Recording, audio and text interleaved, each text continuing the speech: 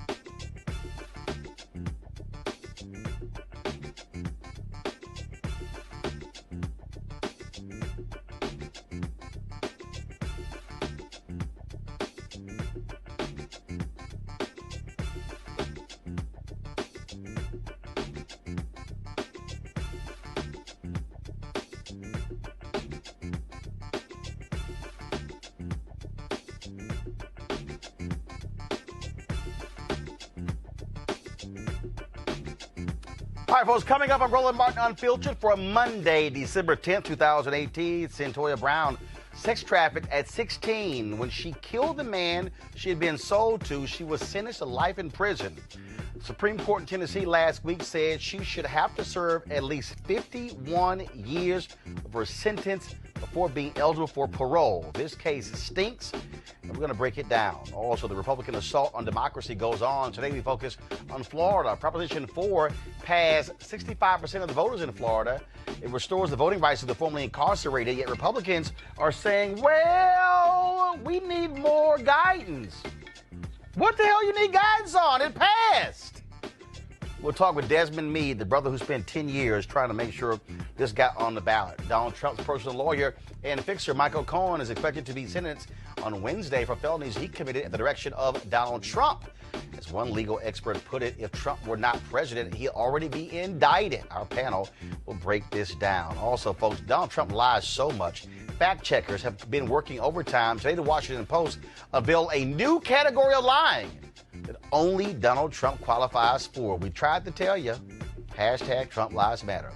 Also, folks, New York City cops grab a baby from a woman's arms for sitting on the floor of a food stamps office. There were no chairs. Folks, this could be a new one, sitting while black. We've got a disturbing video. Also, an extremely entitled example of white privilege. A college student at Columbia University in New York went on a tirade aimed at a bunch of other students of color. Yeah, you know, crazy-ass white boy, he in trouble. We got the video. An African-American woman from North Carolina who inspired generations of civil rights workers dies at the age of 97. We'll have a moving tribute to Rosanelle Eaton. You don't want to miss it. It's time to bring the funk. I'm Roland Martin Unfiltered. Let's go. Whatever the biz, he's on it. Whatever it is, he's got the scoop, the fact, the find. And when it breaks, he's right on time and it's rolling. Best believe he's knowing. Putting it down from sports to news to politics. With entertainment just for kicks, he's rolling. It's on go, y'all. It's Roland Martin, yeah.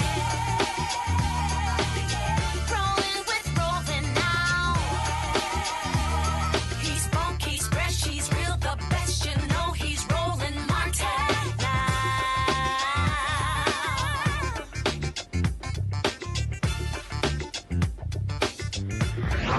Martin.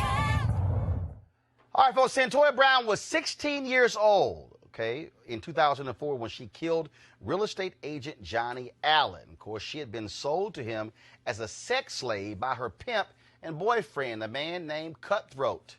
She killed him in which she claimed self-defense, but the jury convicted her of first-degree murder and sentenced her to life in prison. In Tennessee last week, the state Supreme Court ruled she must serve 51 years of that sentence before being eligible for parole. Now compare that to the other child sex trafficking case we heard about last week when billionaire Jeffrey Epstein was accused of sex trafficking with minors over a 6-year period with dozens of girls, was sentenced to serve 13 months in a Florida county jail, not even prison. And he got out to go to work outside the jail. Rihanna and Kim Kardashian West have both advocated for this young woman. The Women's March announced a demonstration on her behalf in January, and her story was told in a 2011 documentary entitled Me Facing Life, Cyntoia's Story. Here's an excerpt. Tell me about these people, your adoptive mom and dad. What are they like? Mom, she nags a lot, but she's a sweet person, but she wants me to be perfect and like her daughter. And my dad, that's the only word you need to describe him. Like what do you mean? Like, what would he do? Like it, you know what I'm saying? I like it and stuff like that. He would sort of slap you around? Sometimes he had no reason, just, he would actually say, I swear for God, because I felt like it. I'm sorry, he said what? Because I felt like it when I asked him why he hit me. Oh, I see. That's what he would say. Yeah. What's this guy Cut? What's his real name? Gary and McLean. So how long were you living with him? For like 3 weeks. And then what? So what was he like? Different hotels. I remember one time, the first time he did something to me is when he choked me and I passed out. Because he said I thought he was a joke. else did he do to you? He talked real bad to me and jacked me up. He pulled me by my hair and dragged me and stuff. He put guns up me, told me to strap and stuff like that, getting that with other people. Did you ever have sex with the guys? When I put a gun up to me, I did. Did he have sex with you too? Yeah, he had sex with me. Sometimes I don't want to have sex with him. He'd still me. I'd be crying and everything. So how come you stayed with him? You're not listening. I'm making him money. He wasn't gonna let me go nowhere. He's told me he'd kill me. He knows where my mom lives. And I know the dude choked me till I almost passed out. He's not afraid to kill me. Well, I'm going to talk to Kathy Evans, and then we're going to try to do something that might help you out when you go to court. Okay? Thank you. All right, folks, joining us right now is Tennessee State Representative Harold Love. Representative Love, how are you? I cannot hear Representative Love, folks, so let's get the audio straight, please. Representative Love? Yes, sir. Can you hear me now? There we go. All right, then. All right. So first and foremost, got to ask you your just initial thoughts on the Supreme Court decision regarding Cyntoia being 51 years. It is as if they completely ignored the fact that she was a sex slave. Yeah, we were really disturbed by the fact that even though we passed new laws dictating that persons who were part of human trafficking would not be prosecuted this way, the law was not retroactive to affect her. And so what is the governor saying? I mean, again, this woman clearly is a victim. And it's not like she was involved with this guy on her own accord. I mean, she was being held against her will. She was kidnapped. Yeah. She was being terrorized. Yeah, that's all very true. And the unfortunate part is that when you have young ladies who are victims of sex trafficking and they're put in a situation where they're prostituted and they feel as though their life is being threatened, there's no opportunity for them to have self-defense. And this is really a very tragic situation because, as we know, people who are put in this lifestyle oftentimes are being mistreated and degraded and really just treated very awfully. And so what is next? I mean, is the only recourse left that the governor will pardon her? Yeah, and we have a governor going out in this next term, a new governor being elected. So the Black Caucus is looking to appeal to a new governor to say, look at the case, review it, consider all the facts, especially the fact that she was put in this awful situation, and look to give her some relief. You're talking about 51 years for defending yourself, 51 years for a situation where you, again, being a victim of sex trafficking, and this other man was threatening her life every day. So you're talking about this case needs to be revisited. All right, then. Representative Love, we certainly appreciate it. Thank you so very much. We'll certainly be watching this case moving forward. Thank you so much. All right, let's go to our panel now. Dr. Avis Jones, the Weaver Leadership Strategist, Michael Brown, former chair, DNC Finance Committee, Eugene Craig III, CEO of the Eugene Craig Organization. Avis, when you look at this case, I mean, I don't understand how a jury could completely ignore. I mean, did she shoot and kill a guy? Yeah, but this is a woman who, again, clearly a victim. Absolutely. Clearly being terrorized. Absolutely. And first of all, she was a child when this happened. Let's just put this into context. She was a child that was illegally bought by an adult male who was raping her repeatedly and threatening her life repeatedly and committing violence against her repeatedly. And in terms of the jury, I wonder about that too, although this is Tennessee.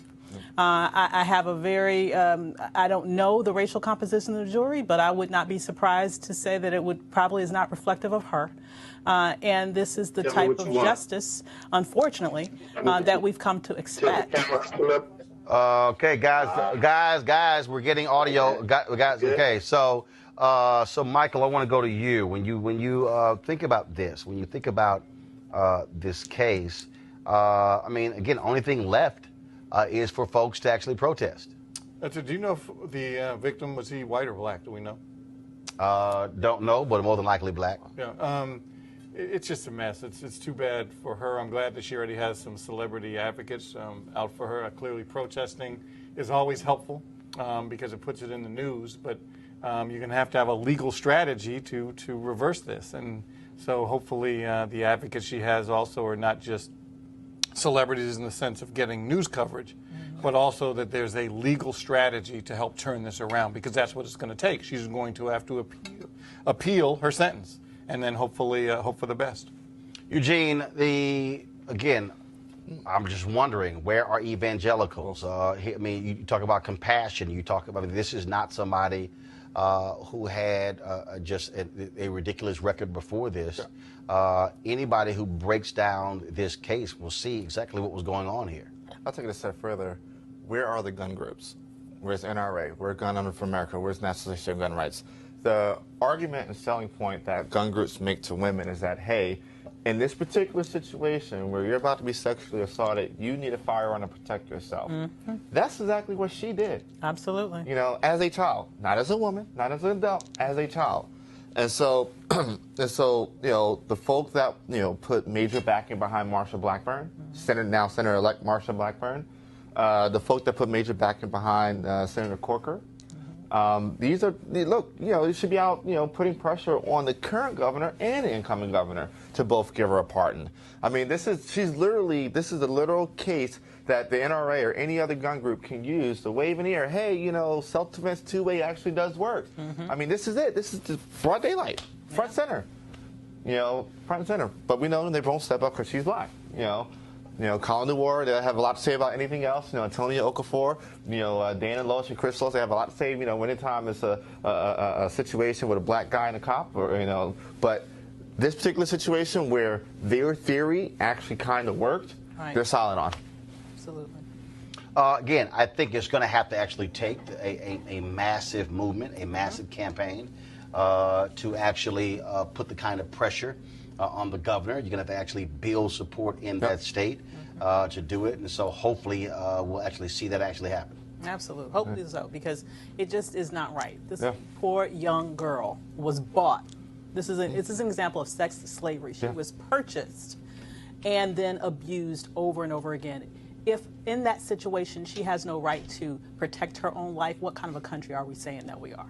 All right, let's go to our next story, folks, and that is Florida Proposition 4.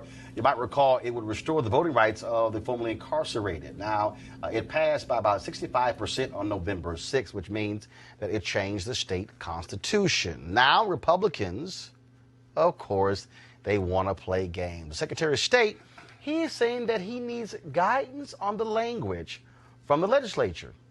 Okay, here's the problem with that. The Florida Supreme Court, led by Republicans, actually confirmed the language. What guidance do you need? Now, this is going to impact at least 1.4 million people. Of course, many of them African American, in terms of getting their rights back. Joining us right now is Desmond Meade, of course, the brother who spent 10 years getting this on the ballot. So, Desmond, explain to us exactly what's going on in Florida, because the story that I read is the Secretary of State is not giving the proper guidance to local election officials when it comes to registering people beginning January 8th. So thank you, first of all, for having me on your show tonight, Roland. And I really want to start out by saying this, that as we're moving forward in this process, we're not naive that there may be some obstacles along the way as far as with implementation. And so we have already established a great consortium of legal experts that have formed this legal team that stands at the ready to address any issues should they arise. But I can really say that none has at this time, and a lot of what we're hearing and a lot of the reports are just based on pure speculation. And I think most of it have to do with people are just not, they don't know how to react to Amendment 4 passing, and they're just trying to figure out what they can and cannot do. Okay, so what is required? So who, when it comes to this amendment, who can and who can't get their voting rights restored? Very simple, Roland. And I think you mentioned it, that we took over a year in crafting this language, making sure that it was very simple, straightforward, and politician-proof, so to say. at the end of the day, any person who is convicted of a felony who have completely served all portions of their sentence, to include probation and or parole, is eligible to register to vote. Matter of fact, beyond eligible, they have the right to register to vote, and any disqualification that was associated with that felony conviction is terminated upon successful completion of all portions of the sentence. However, it will not apply to individuals who are convicted of murder or individuals who are convicted of any felony sexual offenses. So, 1.4 million. And so, what is the process? So, is the issue that Florida doesn't actually have a process to know how do you check to ensure that folks have completed their requirements? So that's a great question. In the past, the only two databases, I should say, that needed to be checked was a database that, first of all, indicated whether or not an individual was convicted of a felony offense. And then the other database would indicate whether or not their civil rights have been restored. And so basically the supervisor of elections have had to rely on the database from Florida Department of Law Enforcement and the database from the Office of Offender Review, which in the past was known as the Florida Parole Commission. Because this is a new way of individuals being able to get the right to vote back, what the state is grappling with is how does it interpret completion of sentence? Well, the Florida Parole Commission pretty much operate on the standard that restitution is considered part of the sentence, and they're requiring restitution to be paid. And then there's some, I would say, some fees that are associated to the sentence as part of the sentence that need to be paid. But no one in Florida Parole Commission never required that court fee, the nominal fees or whatever, are being considered part of the sentence. And so what's being grappled with right now is I believe that they're really trying to figure out, number one, how are they able to process check system that would see whether or not a person have fully completed their sentence. So folks can start registering January 8th. And so what are you telling the formerly incarcerated they should do? Well, first and foremost, there's a mantra that we have, first of all, Roland, that we're really putting out there. And I can tell you, as a person, I'm a person who's directly impacted as well. So I wasn't able to vote for my wife when she ran for office. But in January, I'm going to be able to go and register to vote for the first time in many years and be able to vote for my wife when she decides to run again. What I am telling people is this. Number one, first and foremost, is that I've worked too hard and waited too long to get my voting rights back to just give it away to anybody. All right. And so folks are going to have to work for my vote. And that's something that we want to make sure that all of the 1.4 million returning citizens are very much aware of, and that they hold on to that, because we don't want to just give our votes away. But the other thing that I'm telling them is what I'm going to do. On January 8th, my plan is to walk into the Supervisor of Elections office with my family and register to vote under the full authority of the Constitution of the state of Florida, which tells me that I can do it because I have completely served all portions of my sentence. And obviously, you said you have a strong legal team ready. This is going to be a legal fight. I mean, you know doggone well. Yes. You got Republicans in Florida. Last thing they want to see is a 1.4 million people all of a sudden add to the voting rolls. That could change elections up and down the Sunshine State. But here's the thing, though, Roland, and there's a couple of facts I want to throw out there at you. First of all, I know you said that's the last thing they want to see, but you got to remember, we ran this campaign for 4 years, and at no point during those 4 years did this campaign get any kind of opposition from conservative side. As a matter of fact, because this campaign was an organic grassroots campaign that was made up of people from all walks of life and all political persuasions, we actually got bipartisan support from the Koch brothers all the way to the ACLU from Christian Coalition all the way to the AMEs. You know, we actually had a consensus that this legislation needed, or this Constitution amendment needed to be passed. It was long overdue. And so when you look even at the votes, on election night, we got over 5.1 million votes. That's over 1 million more votes than any candidate that was on the ballot, which means that there were a lot of people who were progressive that voted for it, and a heck of a lot of people who were conservatives that voted for this as well. And so we have, have embraced this campaign, the nonpartisan nature of it, the all-American nature of it, we have held on to. And you know what? Not only did it get us across the finish line, we're holding on to that to get us across the next level in 2019. Well, like I say, the very people, of course, who may get thrown out of office, they ain't down for this, and they can't keep with a law and order stuff. And so you guys are going to have, when will your phone number and website and everything be ready for folks to be able to call and reach out to if they have any issues when it comes to registering?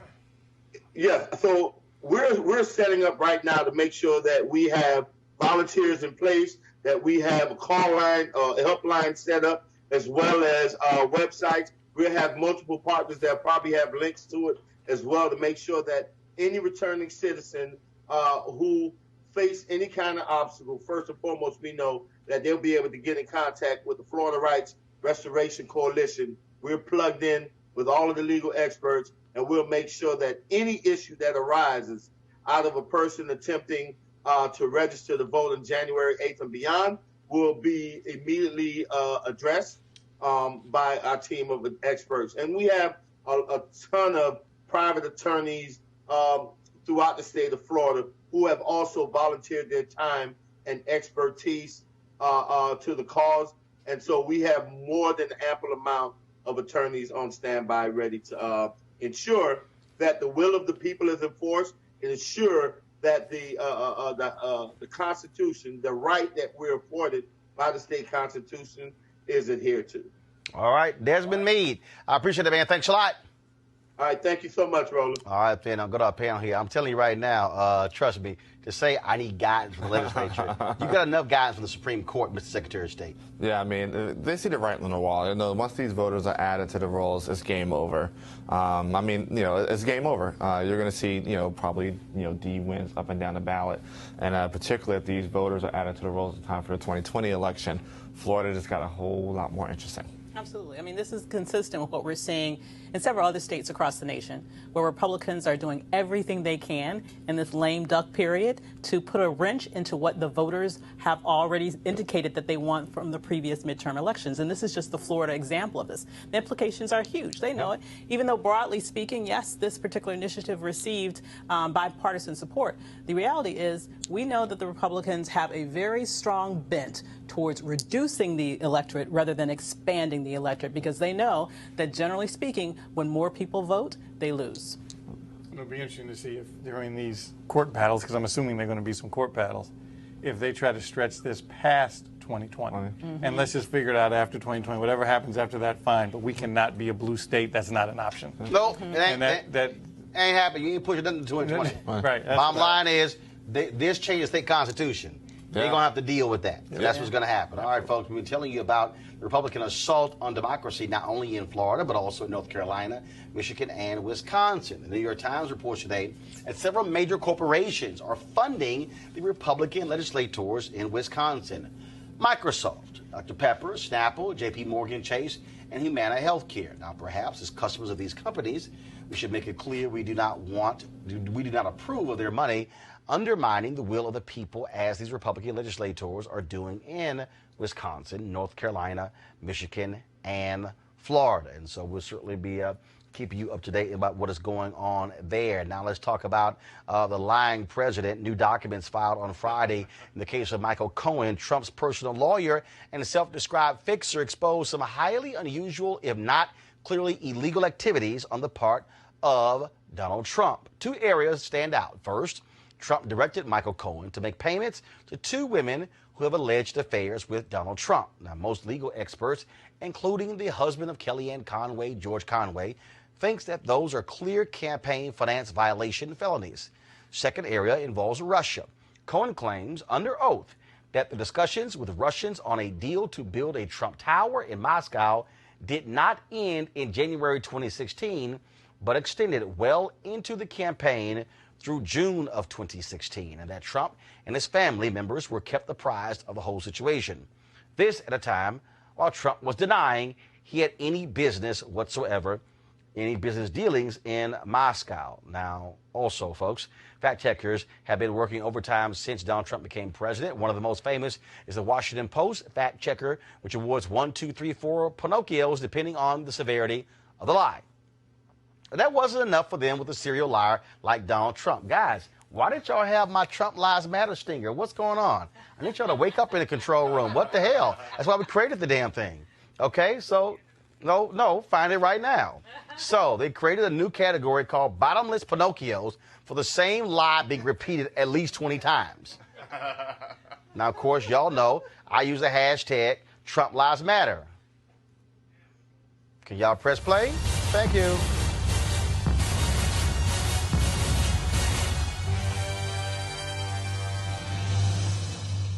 I'm glad we woke up in the control room. Let me see if they still awake. Play it again. Play it again.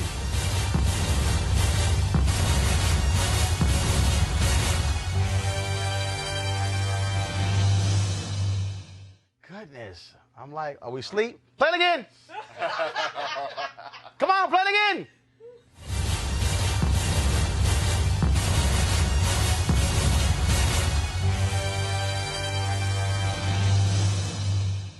Just want to make sure they're awake in the control room. All right, y'all. And so this bottomless Pinocchios, of course, the Trump's tax cut was the biggest in history. We know that's a damn lie. He repeated 123 times. The U.S. economy has never been stronger. Repeated 99 times. Big-ass lie. Trump claimed the United States had started building the wall. Big-ass lie. He repeated that lie 86 times, and there are 14 in total. And Trump is the only person to have the honor of even one. I could go on, but there's so many damn lies. And I'm just going to go ahead and stop. We're going to go to our panel here. So first, let's deal with Cohen. Trump got a serious problem. He can sit here, Eugene, and dance all day. I love the one over the weekend. Oh, this cleared me. Yeah. That's a lie. Yeah. Right there. That's a damn lie. I'm going to give you a hot take here. I don't think Trump finishes 2019 as president. At this point, his only way out is a pardon from President Pence. That is the only way he survives any type of indictment or future indictment. I am also of the belief that the U.S. attorneys in Southern District of New York may be given clearance to actually indict him. I think that's what this is building up to. Individual one, may actually see an indictment. What gets me, Michael, is this, all the people say, oh, no, a president can't be indicted. No. There's absolutely nothing in the United States Constitution that says a president cannot face a criminal indictment. That is a memo. Yep. That is a memo written in the Department of Justice that has never been challenged in the courts. So this idea that a president somehow is above the law or he was too busy if he gets indicted. So you're trying to explain to me that everybody in our government, below president, meaning vice president, cabinet members, Supreme Court justices, members of the House, the Senate, governors, state reps, state senators, all mayors, commissioners, county judges, everybody else in America could get indicted for criminal activity but one person. And one of the loopholes in that particular letter has to do with in furtherance of getting that office in the first place. So there could already be an out relative to that particular policy that the reason the alleged crime has to do with how you got the office. What to me will change the whole dynamic of this whole situation, because clearly we know number 45 will say anything, including that these past filings cleared him, which of course they didn't, is if any of these family members are indicted. I think that's the If that occurs, I think that changes the whole I agree with you dynamic. 100%. He's definitely protecting Ivanka or Don Jr., Eric over the presidency. Or both, or all the above, over the presidency 110%. And I think, one more time, the only thing that protects him is once he gives them a pardon to protect them, only thing that protects him is apart from President Pence. Yeah. And I would say that one more tidbit. I think it's why Nick Ayers didn't take the job. Oh, there's no doubt in my mind. Nick Ayers like, J-Dog, he like, say, I'm going to go back to Georgia. But Nick Ayers said, he said, I can do this for 3 months. He said, I can do this for 3 months. Right. Who the hell would agree to that? Avis, what really cracks me up also is when I look at all these people who are just making excuses for him. And the Fox News people are the absolute hilarious. And I love this one here, like, same thing happened under Obama. Okay. Let me just be real clear. Let me be real clear. What was that, Pinocchio? Let me be real clear. Play it again. Obama didn't have no side pieces. Okay. The campaign violations on the Obama campaign was because, like, 48 hours went by and then they didn't properly report or something like that. You ain't have no porn freaks walking around saying, I'm going to talk unless y'all pay me. Okay? So I love how they kept saying, oh, it's the same exact thing. Well, no, it's not, Avis. No. It's not close to the same thing. No, it's not close to the same thing. But you have to keep in mind, they're probably trying to get a job in the Trump administration. That's where he gets all his cronies from Fox News. We're about to have someone from Fox News in the damn UN. Okay? So, they will say anything to be in the good graces of this presidency. And the bottom line is that he probably needs them, because who else would want to work for them if they want to have a career after he goes to jail or wherever he goes off to at the end of his administration? You know what did happen under Obama? The major Trump supporter Dinesh D'Souza actually court an FEC case. Oh, yeah. In which he was convicted, in which he was given a pardon by President Trump. Mm-hmm. I love this one here. So you got Senator Orrin Hatch of Utah, okay, who sits on the Senate Judiciary Committee. When asked about this, he went, I don't care. He's honest. So what? We can just go ahead and just like break laws, commit wrongdoing. And then I thought they were the law and order party. No, they're not the law and order party, number one. Number two, there's also been some reporting that suggests that a number of Republicans, quite frankly, have been bought and paid for by the Russians, okay? It's not just the Trump campaign. Dana Rohrabacher? Absolutely. Yeah. It's not just the Trump campaign that has been compromised. It is Republicans that are all throughout the governmental system. So, of course, they want to protect him, because when that domino falls, guess what the other dominoes will lead to? And so they are all colluding. They are all colluding in protection of this one person who we know has sold out the United States government to a hostile interest, because they too have sold themselves out. Then you also got the Russian agent. She's going to plead guilty for trying to use the NRA. She's about to sing. I mean, I'm just saying. She's about to sing. What's up with y'all? Got the NRA over here. Got a little Russian side piece. You got Trump over here. With his two side pieces. I can tell you ain't getting a Moscow check. You got all these folks who are cutting checks, and Trump directing. Trump sitting here directing Cohen, and of course not today. He just went ballistic with more of his tweets. And I'm just sitting here and see this one also. I love this one here. Mueller hasn't shown us anything. Individual one, sir. Let me help y'all out. Because he ain't done. I mean, first of all, he doesn't show you, here's my beginning report. Here's my 30% end report. No, you kind of have to actually wait for it. And so it just, the dancing to me is amazing. Yeah. The dancing of how they are making up stuff and like it's no big deal, and they're just getting gut checked. Mm-hmm. The thing is, this individual one has a lot to worry about. I mean, he's been named multiple Individual times. one. Individual one. Not two, not three. Individual one. Who would go on to be elected president of the United States? Let's see. How many people hold that position at one time? Bingo. Which is why it's called individual one. Yep. So he's been named in at least 2 indictments now. Probably more. I'm pretty sure it's going to be more as the sentencing papers for Manafort and Cohen are further filed later this week. But it's going to be interesting. I mean, pretty much an undeniable conspirator at this point. I mean, literally been somewhat named the ringleader. I mean, Cohen said, listen, I did all this because Donald told me to do it. Absolutely. He's tired. He's finished carrying his water for him. But what I'm looking for is the smoking gun. Where is the smoking gun? Oh, my God. Oh, my. I mean, First of all, what is the smoking gun? yes, what is a smocking gun? Look, I can't even. I can't even. That's that new gun. That's that new age. That's a new look, outfit. You don't get smoked. You get Smoking smoked. gun. first of all, this has to be the most illiterate president Oh we've my ever God, had. yes. Yeah. I There are mean, literally no qualification to run for president anymore. Hooked on phonics is a beautiful thing. I understand why Michael Avenatti thought he had a shot. I mean, I understand. I believe.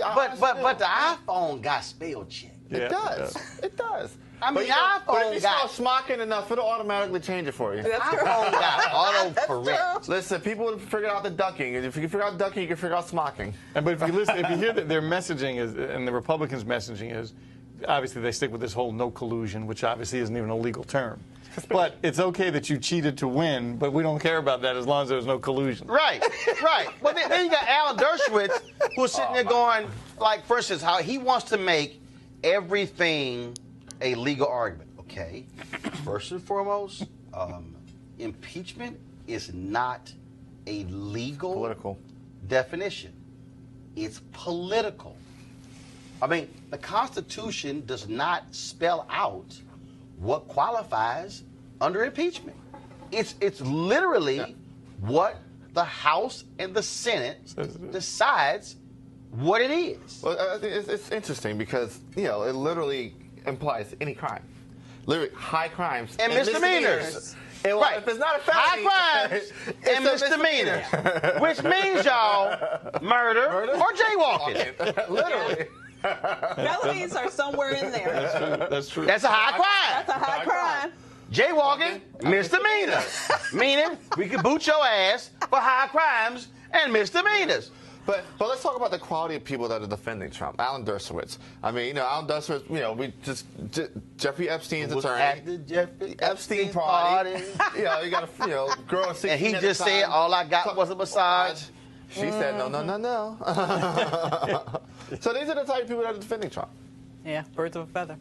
I can tell you. All right, y'all.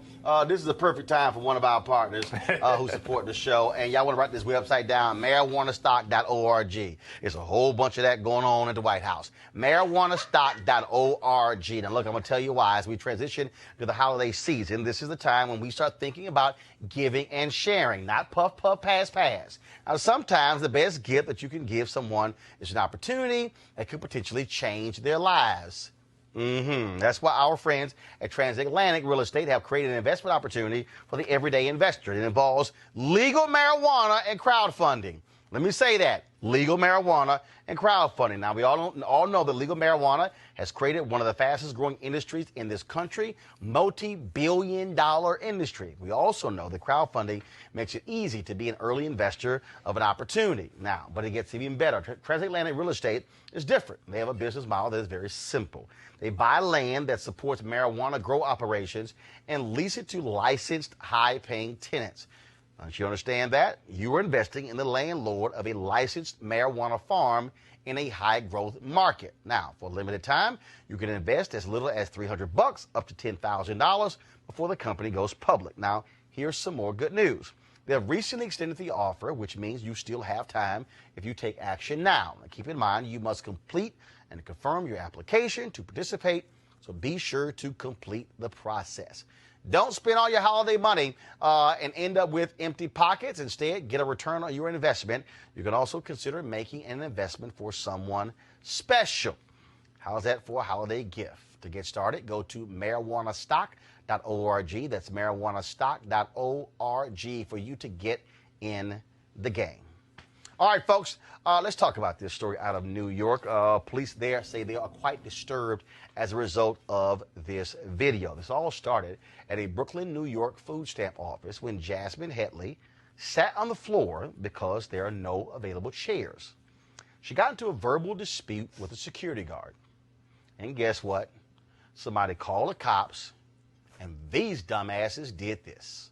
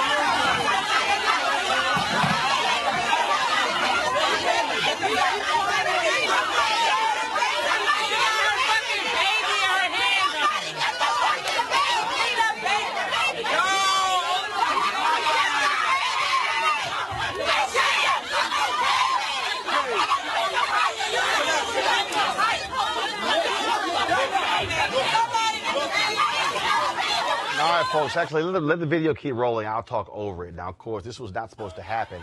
After the death of Eric Garner in 2014, the police were given de-escalation training. Well, clearly it's not working. Now, the officers involved have not been placed on leave. Letitia James, the city's public advocate, called for the officers to be placed on desk duty and the results of the investigation to be made public. Now, this is what she said, quote, being poor is not a crime. No mother should have to experience the trauma, humiliation we all witnessed in this video. And of course, Letitia James, she is the state's attorney general-elect in New York State. Again, this is just very basic. So let's see. There are no chairs. She's sitting on the floor. No harm, no foul? No harm. I mean, I'm just trying to understand. And the other piece is, I don't get why a cop doesn't show up and go, this why you call us? No, seriously. Exactly. No, seriously. Is this why you call us? Pack this shit up, let's go. I don't understand why these cops feel as if they have to listen to some rent-a-cop in a situation. You know, I'm going to say this, and this is going to sound wild as hell, but looking at a video like that, it makes it very, very, very hard to not say, to put the fucking phone down and give the girl some help, cop or not. Right. I mean, you're literally pulling almost a 1-year-old apart. You know, 2 officers pulling a 1-year-old in two different directions. I mean, another officer holding a taser out towards the crowd and then towards the mother who's already on the ground subdued, just trying to protect the 1-year-old. I mean, this is, we try to keep things civil, try to keep things, humane. You want to, preserve civil society, but it makes it extremely hard to look at a video like that and say, put your phones down and protect this woman from these abusive police, regardless of what they end up, what the consequences. Yeah, be. but then all of a sudden that happens, then all of a sudden we're attacking a police officer, and they're going to slap on all kind of other charges, Avis. Filing on charges, and this is what happened to this woman too. Despite the atrocity that we just saw right now, absolutely no excuse for that. I don't even understand why any of them. She gets charged. She got charged. She is currently in Rikers. She is, as we speak. No bail. No bail. Lord only knows where her child is or if they will be reunited. I mean, this is a human rights atrocity.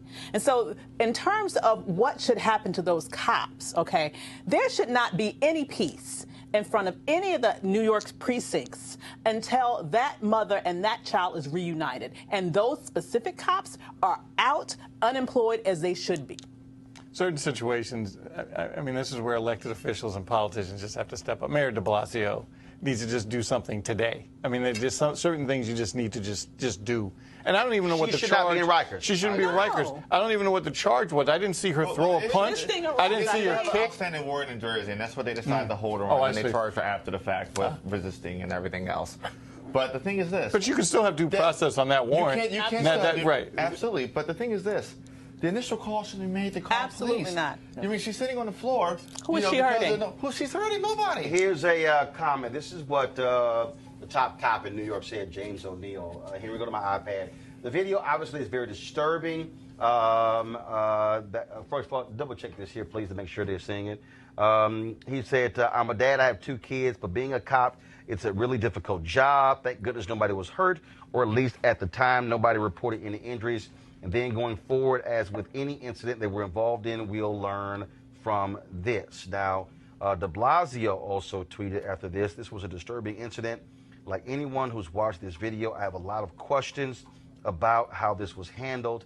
NYPD and the City Human Resources Administration, which oversees operations and programs, including SNAP, will get to the bottom of what happened. Okay, yeah, but she's in jail. Start doing. This is beyond disturbing. Stop issuing statements, start doing. You were elected, you have power. De Blasio, mayor, you have power. City council, you have oversight over this police department. She's 23 years old. The charges include resisting arrest, obstructing governmental administration, and acting in a manner injurious to a child.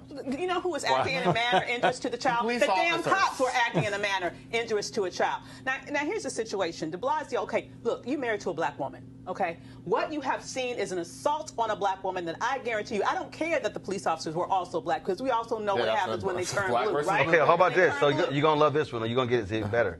So she remains behind bars in Rikers Island. According to the New York Post here. Can y'all now see it? Can y'all pull up my iPad, please? But the Brooklyn DA's office said Monday that it hadn't requested bail and were working with New Jersey authorities to clear up a warrant so she can walk free ahead of her next court date. The point is they would have never assaulted a white woman like that with a little white baby. Let's just be very clear about that. That would have never happened.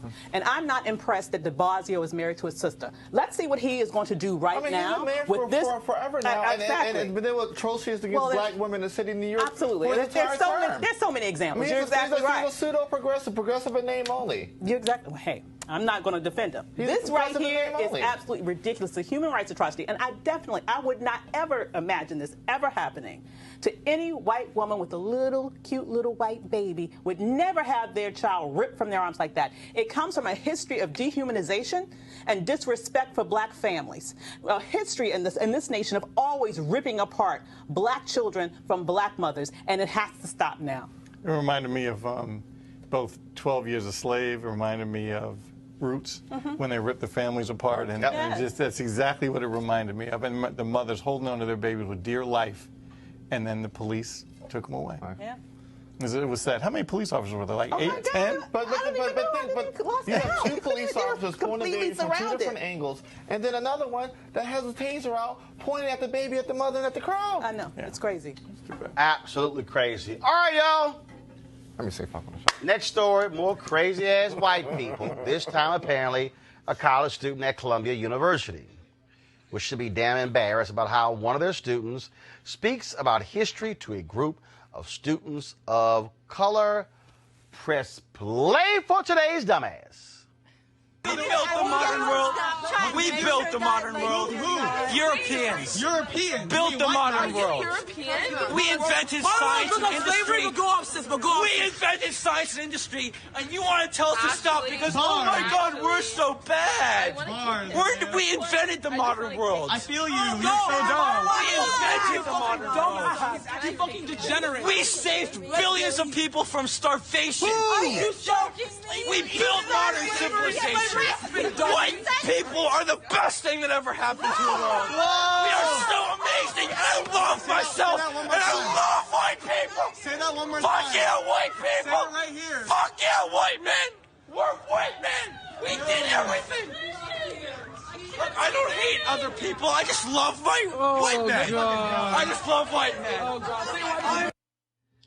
Opioids are a hell of a drug. Alcohol's a drug, too. Folks, I don't know what he was on. folks, that was Julian Von Abel. Well, they got his name and everything. Abele, let's see here. I think this is his Abele. Twitter feed. Is this him right here? Yes, it is. This is his Twitter feed. Here, go to my iPad, please. This is his Twitter feed as we see. And let's see. I don't think he's tweeted. And yes, looks like he has scrubbed his entire Twitter feed. And so he has literally one tweet up from October 6, 2016. And so I wouldn't be surprised. First of all, it was like 4 o'clock in the morning. He followed these students to the particular eatery. And Julian's about to become, I think, extremely popular. Oh, famous, bro. On the campus. And now here's the piece. He was drunk. Now, the Black Students Organization at Columbia released a statement. They said that the student physically grabbed one of the other students and asked if black women like to date white men. Oh, Jesus. Say, player, I'm just saying, it's a good bet you're not going to get a sister to date you after this video.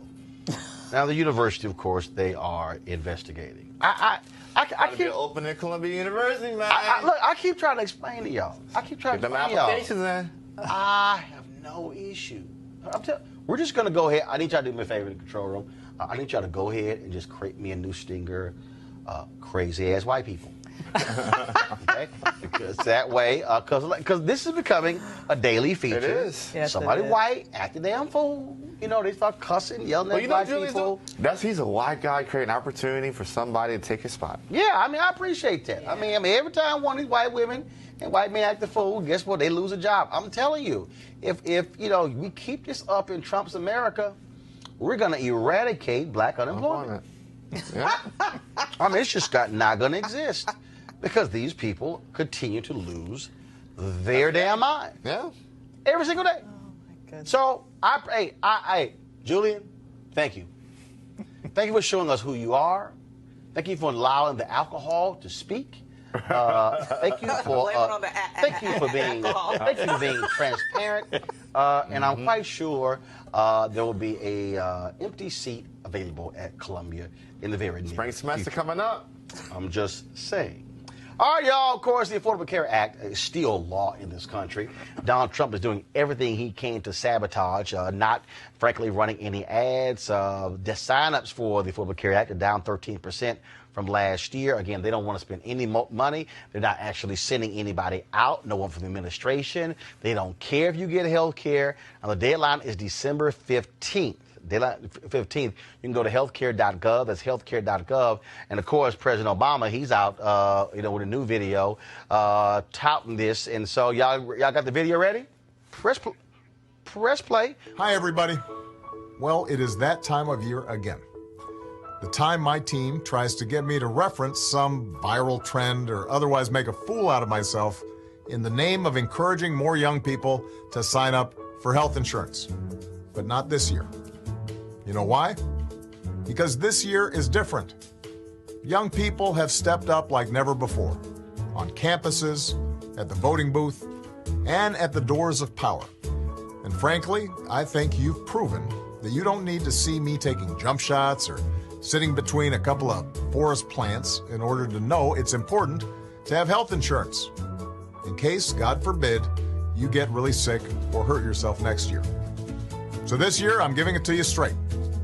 Sign up for health insurance at healthcare.gov before the deadline on December 15th. You can do it right now. And most folks can find coverage for $50 to $100 per month.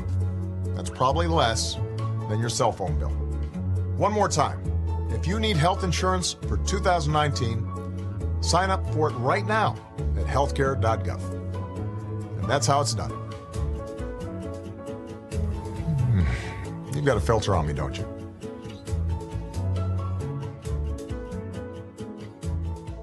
All right, then. So don't forget to sign up, folks. Healthcare.gov. All right, time for our quote of the day. Press play.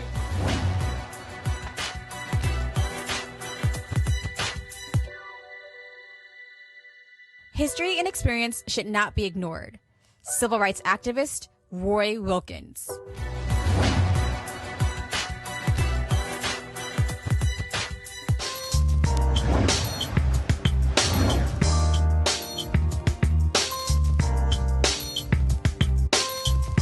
Understand what's going on.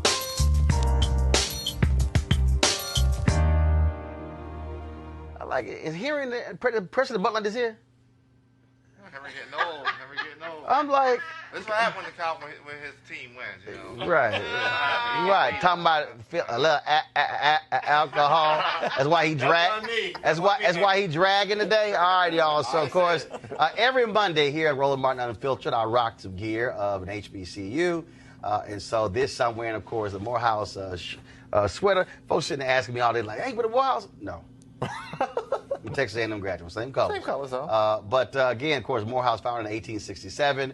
Of course, famous graduates, Reverend Dr. Martin Luther King Jr., Spike Lee, of course. You also have Julian Bond, Samuel L. Jackson, Sanford Bishop, Congressman, also Maynard Jackson, of course. So Morehouse, support them at morehouse.edu, morehouse.edu. And so I got to ask y'all this here. So let's talk about sports real quick.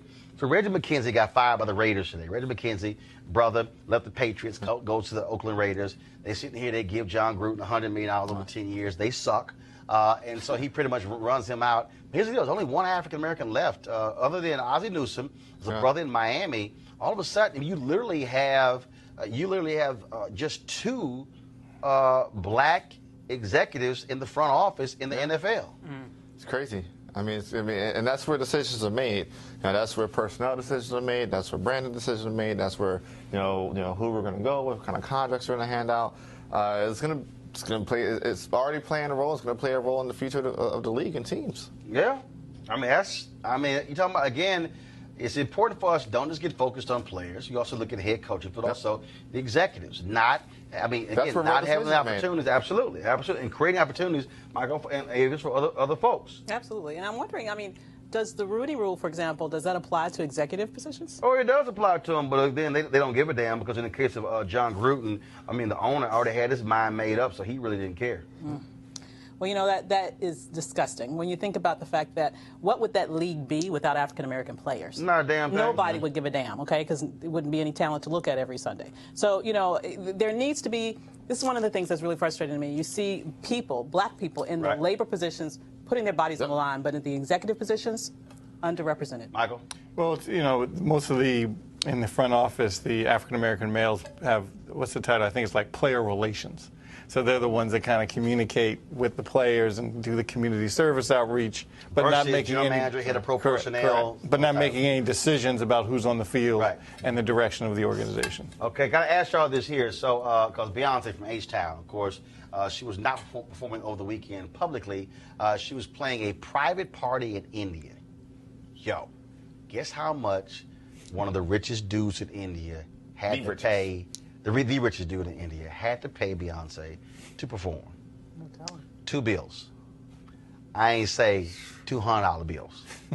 $2 million. Wow. And so here's a video of her performance. So imagine, this is at his daughter's wedding, okay? And so $2 million. So I thought about it. I said, okay, so if y'all had the money, if you had the money, all right, and so whether it's your birthday party or whether it is your wedding, who would you pay to perform? Oh, we're going to Weekend and Hove. So you got Jay-Z. Jay-Z in the Weekend. Okay. Well, I definitely would. Living, I would definitely have Beyonce. Well, hell yes, living. Living like dead, it would have to be Prince. We ain't paying nobody who's dead. You know, if I could resurrect him. Wait, you ain't Lazarus, you ain't Jesus. What sort of Prince? Then you got to name somebody living. Oh my God, I can't. Well, you can't ask black people some damn question. You got to go. Well, you know, if he was living, with all type of tactics. Name somebody living. Beyonce. Whatever. Michael? I think I'm going Queen Bee only because my kids would want her there. They'd say I would too, but my kids, I'd say that. And the Pied Piper. Oh, you know you would too. I would. And the Pied Piper of R&B. I'm telling you. And the Pied Piper of R&B. Well, hold up. You going to have R. Kelly? Sex trafficking. We don't need him. You going to have R. Kelly? What you going to do? Pee on your gas? In the words of Rob, who got your shots? I'm going to come back to the U.S. You know? Whatever. I'm telling y'all right now. So last year, my parents had their 50th wedding anniversary, and so I had the OJs perform for them. And so I'd probably say, see, the problem is I know too many cats. So I would have to. No. Yeah, I would piss somebody off. So I would have an all-star jam. Okay. Oh, cool. Smart. I'll have an all-star jam. Remember, if I got his money, hell, I ain't got to have one. So because of the people who I know, and I don't want to make nobody mad, it would have to be the OJs, Jeffrey Osborne, Smokey Robinson, Johnny Gill, New Edition, Frankie Beverly and Mays, Charlie Wilson. Good Lord, that's I said all-star jam. I told you I can't make. I told you I know too many people. It sounds like a Roland Martin. Hold on, now that's the party. Hold up, that's the party. That's the hold on, no. That's the Saturday night party. Of course, no. We give a gospel brunch the next morning. It's gonna be a gospel brunch the next morning. So I'm just letting y'all know. Unfiltered fact. I'm just letting y'all know. Can we have the tribe? No, you can't talk because you said R. Kelly. You can't say a damn thing because you had R. Kelly on your list. You can't say a damn thing. You can't offer us no more suggestions.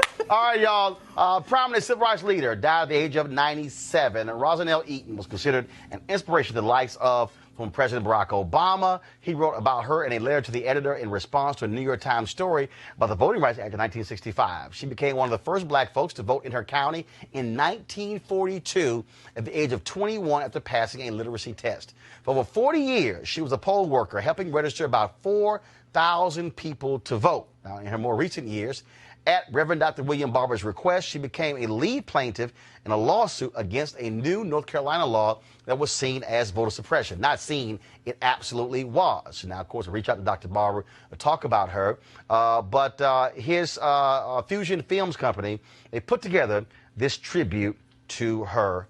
Take a look. 3 lead matriarchs. I'm a preacher, and I remember it was the matriarchs in the book of Exodus that helped to save the land save the people of the Hebrews. This Rosanelle Eaton, young age of 94, excuse me.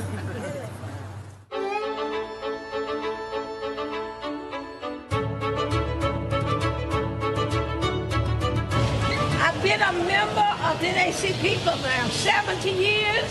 I've been in the movement for 75 years. And now I am just disgusted.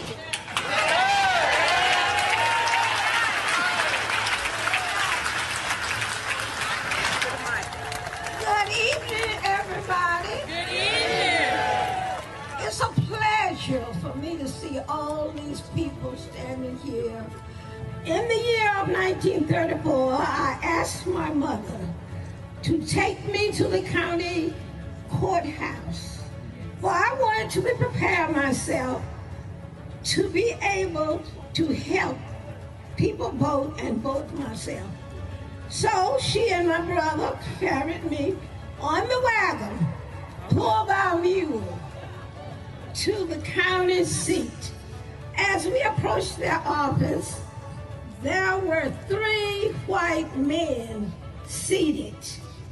One of them looked at me and asked me, "What do you want, little girl?" I quickly told them the story. One of the men, looking at each other again, told me, "Stand up straight against that wall with your eyes looking directly toward me and repeat the preamble of the United States of America without missing a word." I did it.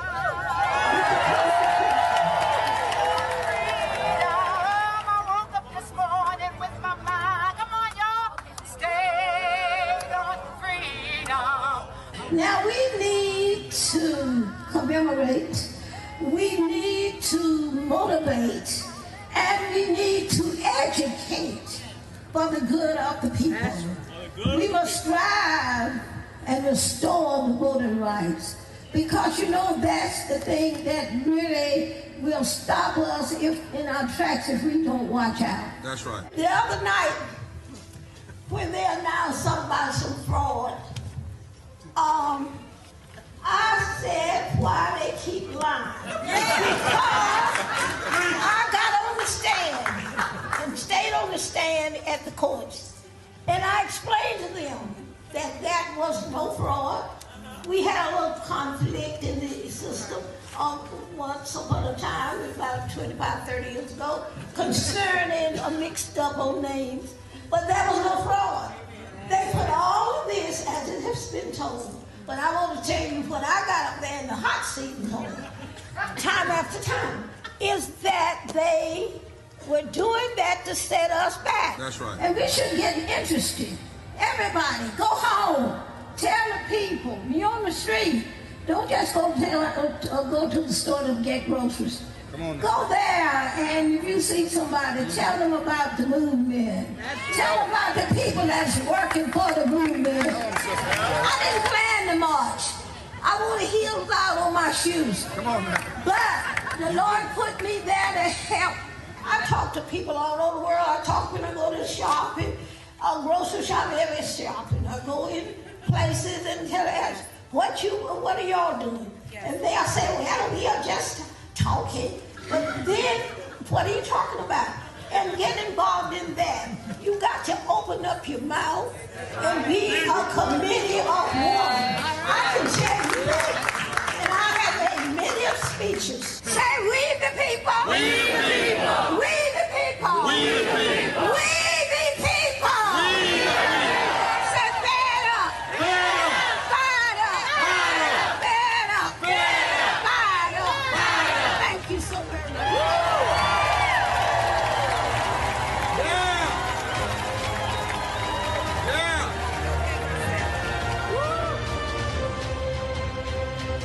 All right, right, folks. Rosanelle Eaton, age 97, passed away. Certainly want to thank Reverend Dr. Barber and Fusion Films for allowing us to play that tribute to her. Folks, don't forget, if you want to support Roland Martin Unfiltered, please go to RolandMartinUnfiltered.com to join our Bring the Funk fan club. Every single dollar that you give goes directly to this show in order for us to broadcast live every single day, for us to tell the stories that other folks are ignoring. And so we certainly want you to support us. Our aim is to add 1,000 new fan club members by the end of the month. We want you to do so. Of course, our goal, of course, is to get 20,000 of our members in the course of the year to donate at least $50 to join our Bring the Funk fan club. So we want you to do so. And also, beginning tomorrow, we're going to be rolling a video of all the folks who have contributed to our show. We're going to close the show out every single day with that video. So we look forward to that. So please join us by going to RolandMartinUnfiltered.com. Okay? Certainly want to thank Michael, Avis, and Eugene. We want to thank, of course, Desmond Meade, as well as Representative Love, for joining us on the show. Thank you so very much, folks. I shall see you guys tomorrow. Holla!